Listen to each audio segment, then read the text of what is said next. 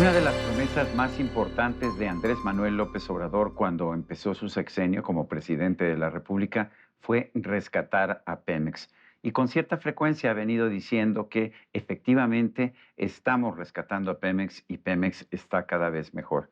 Pero ¿es cierto eso? Vemos las calificadoras internacionales que le ponen calificaciones cada vez menos positivas. Y hay quien dice que la deuda de Pemex y el pasivo laboral de Pemex pueden ser un problema para el futuro. Para tratar de entender mejor esta situación, yo quiero agradecer la presencia en este programa de Eric Salas. Él es vicepresidente de la empresa Rystad Energy, la empresa noruega de energía aquí en México y Centroamérica, y pues un especialista en temas de energía desde hace mucho tiempo. Lo primero que te quiero preguntar es, ¿está mejorando Pemex? Tomó la decisión que pues muchos especialistas cuestionaron de invertir dinero en la construcción de una refinería. También compró una refinería en Texas, que creo que esa le ha ido mejor. Pero al mismo tiempo vemos que el gobierno le ha estado dando dinero y sin embargo el nivel de deuda pues sigue siendo muy alto. Cuéntanos, ¿cómo están viendo ustedes a Pemex? Hay varias cosas en el medio, yo creo. El tema, creo que mencionabas al final, ahora la adquisición de la refinería o la adquisición de la totalidad, porque en realidad ya se tenía Sí, el participación sobre 50%, ella, sí. de la refinería de Deer Park fue definitivamente una situación acertada. Fue una buena decisión, ¿verdad? Sí. Totalmente. Está en el contexto donde muchos países y sobre todo empresas, como era el caso de la sociedad con un privado que tenía petróleos mexicanos en Houston con esta refinería, buscan salir de la refinación y otros pueden buscar para asegurar su suministro, adquirir posiciones en esta. Dista un poco de la decisión de invertir por sí mismos y sobre todo en el cómo, ¿no? ¿Fue Dos Bocas una buena decisión de negocios? Más allá de la buena, de la buena decisión, lo interesante es ir al cómo se dieron las cosas. Al inicio de las negociaciones alrededor de Dos Bocas, primero se llevaron a licitaciones donde se buscaba que esta se construyera a través de un formato que en la industria se le conoce como PMC, donde un constructor y desarrollador de proyectos de esta naturaleza experimentado se hace cargo de todo, es decir, de todos los proveedores, de todos los a líneas necesarias para poder hacer este negocio y como tal es el responsable frente al dueño o futuro dueño de esto. Posteriormente se cambió y fue el propio gobierno quien se hace cargo de esto y es donde comienza a haber, comienza a haber complejidades en manejarlo. Además dijeron que iba a costar, recuerdo, 8,000 millones de dólares y ya estamos muy por arriba, ¿no? Ese es un gran punto. Yo creo que ahí el tema mayor es, de fondo es la comunicación, porque era difícil que costara 8,000 millones de pesos. Bueno, los especialistas decían que era imposible. Siempre la ruta hacia el final estaba más en las inversiones de la naturaleza, que hoy estamos viendo alrededor de los 20,000 millones de dólares, ¿no? Entonces, más que los sobrecostos, la realidad tendría que haber sido el ajuste de la comunicación desde un inicio, ¿no? Estos son los costos de una refinería de más o menos 340,000 barriles de procesamiento. Sin embargo, a ver, la refinería de Deer Park, que tiene más o menos la misma capacidad de 250,000 o 300,000 de capacidad de refinación, costó mucho menos. ¿Cuánto costó realmente ya una vez que se asumió la deuda, en fin, una vez que se consideró todo? ¿Cuánto costó Deer Park? Ahí lo importante es considerar los costos de Deer Park estaban ya amortizados, ¿no? Ujú. Y sobre todo, quizás ir un paso más allá y ver que lo que se adquiere para el privado con el que se tenía la asociación era la posición de menor valor. Hacia el futuro, creo que hemos tenido la fortuna de discutirlo antes, Sergio, se piensa que la petroquímica es el futuro de la industria petrolera. En Deer Park es un complejo donde se tiene refinación y petroquímica. El privado mantiene la posición sobre la petroquímica y sale de la posición que tenía, posición de negocios en la refinación, ¿no? Entonces, eso afecta un poco cuál es la capitalización de lo que se adquiere, ¿no? Pero sí costó más barato. ¿Cuánto costó Deer Park? ¿Sabemos? Definitivamente, alrededor de una tercera parte de lo que costó Dos Bocas Ya en considerando términos deuda y todo, generales. sí. Sí, porque ya se tenía posiciones sobre esta y lo que se adquiere es propiedad más allá de la operación misma, ¿no? Vemos a una empresa que está produciendo menos crudo, había prometido llegar a 2 millones de barriles diarios, andamos por 1.5 o 1.6, según mal recuerdo, que dijo que iba a ser autosuficiente.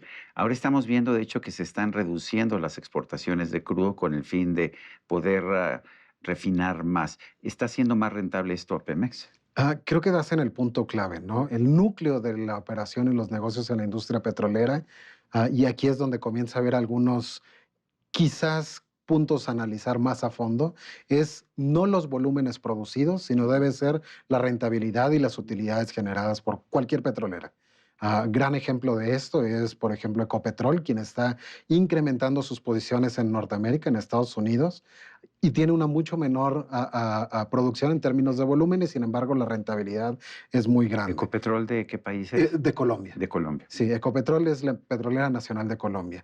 Ahora, si bien en México se ha hecho un esfuerzo grande de reclasificación de reservas, es decir, las reservas ya descubiertas, hay que decirlo, porque en realidad los descubrimientos durante los últimos 5 años han sido marginales, y pasarlas esas a su fase productiva es insuficiente cuando por un lado no se están incorporando nuevas y la producción definitivamente va bajando.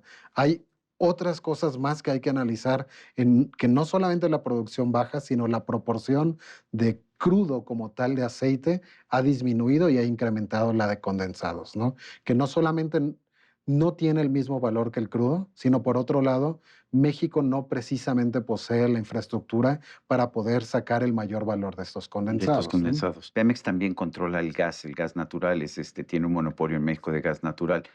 También nos dijeron que nos íbamos a volver autosuficientes. Yo veo que, pues, que seguimos exportando las mismas cantidades de gas de Estados Unidos. Ese es un tema bien importante, yo creo que en un contexto del gran esquema de las cosas, de cómo se maneja el mercado petrolero en términos de geopolítica, ¿no?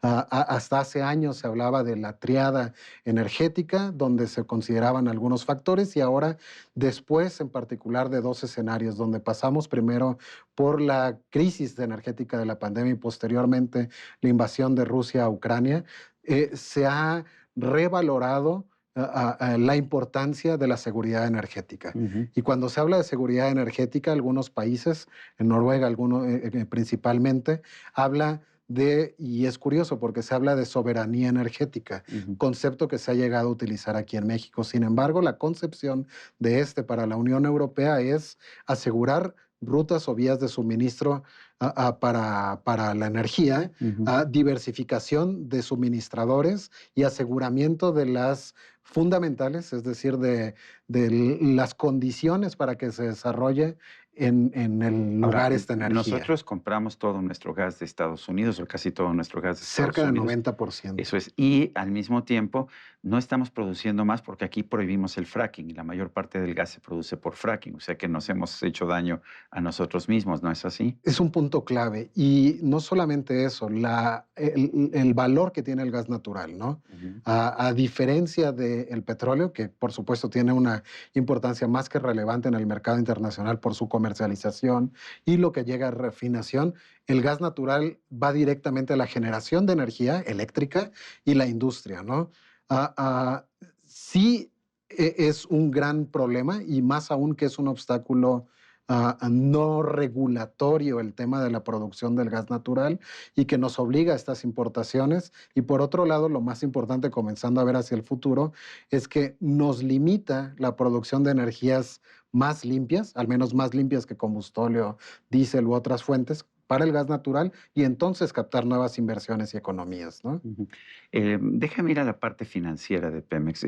Sabemos que tiene un patrimonio negativo de 1.9 billones de pesos, según sus propios reportes. Sabemos que tiene una deuda financiera de 106.000 millones de dólares. Sabemos que el gobierno le ha estado inyectando dinero, le ha estado dando dinero para reducir la deuda, que ésta no se ha reducido y que en cambio se ha disparado la deuda de los proveedores, que de hecho algunos están muy insatisfechos y protestando ya constantemente. ¿Cómo coloca esto la situación financiera de Pemex? El tema de la deuda es algo que vale la pena detenerse a analizar, ¿no? Si bien esta no comenzó en la actual administración, Ujú.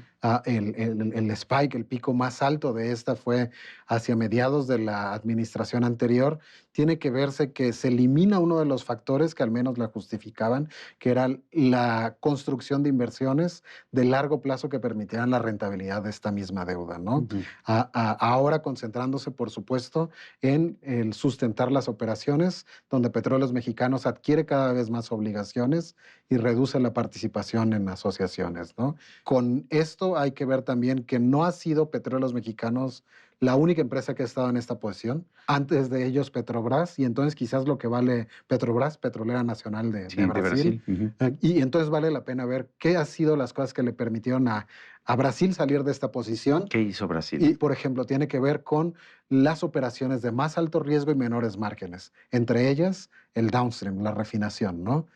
Porque ahí no es caso exclusivo de México, en realidad lo que permite que otros participantes internacionales, privados y públicos, o privados y del Estado, en cualquier ubicación del planeta, sean exitosos en ello, son eficiencias, rentabilidades y mucho que tiene que ver con tecnología que permita automatizar y con eso bajar costos, ¿no?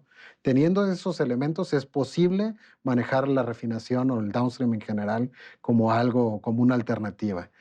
Y eso nos lleva a revalorar entonces en los últimos años dónde se ha enfocado la operación de Petróleos Mexicanos y dónde se encuentra en el propio Pemex, en sus libros, ¿no? Lo exitoso que es en la exploración y producción y terminando en la comercialización del crudo, ¿no?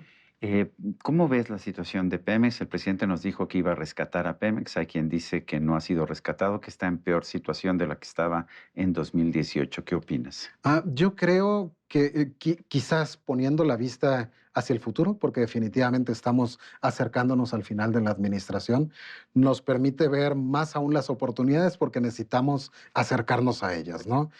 El mundo en general y el mercado petrolero está fijándose en donde pueda generar inversiones de bajo costo y bajas emisiones. México para eso, dada la posición además en la que se encuentra, tiene una gran oportunidad porque en algún momento hacia entre los 90s y 2000s, la parte sur del Golfo de México fue el desarrollo petrolero con mayor infraestructura hecha.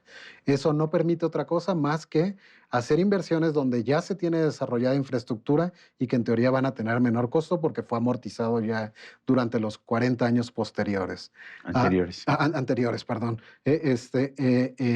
Eso nos pone en una situación sí de potencial, pero exige además cambiar una visión donde se abra más la industria de la energía No a nos sirve tener asociaciones. potencial si las inversiones solamente las puede hacer Pemex y Pemex no tiene el capital para invertir, ¿no? Más allá de eso, doblaría la apuesta de lo que menciona Sergio. No hay Estado, con E mayúscula, siempre digo, que tenga la capacidad de llevar las inversiones de la energía, que siempre tiene una demanda creciente y que exige cada vez volúmenes más grandes. Eso nos ayuda a ponernos en el contexto que se necesita tener, O ¿no? sea, tendríamos que tener una mayor diversificación de inversiones. Eso nos ayudaría. Totalmente, y quizás no me arriesgaría a decir que la oportunidad está en salir de nuevo a rondas, porque habría que reevaluar cuál es la posición de interés como tal de la infraestructura y de los activos de México, pero sí pensar en las asociaciones que de entrada nos permitan captar A, capital, Ujú. B, tecnología que nos permite eficientar entonces esta producción, ¿no?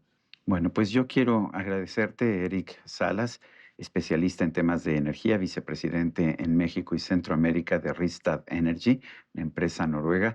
Gracias por ayudarnos a entender el panorama de Pemex y de la industria petrolera en esta región. Gracias a ti, Sergio, siempre un honor. Y a usted que al vernos y escucharnos hace posible este programa, se lo agradezco también. Esto es todo por hoy, pero no se lo olvide. Nos vemos la próxima.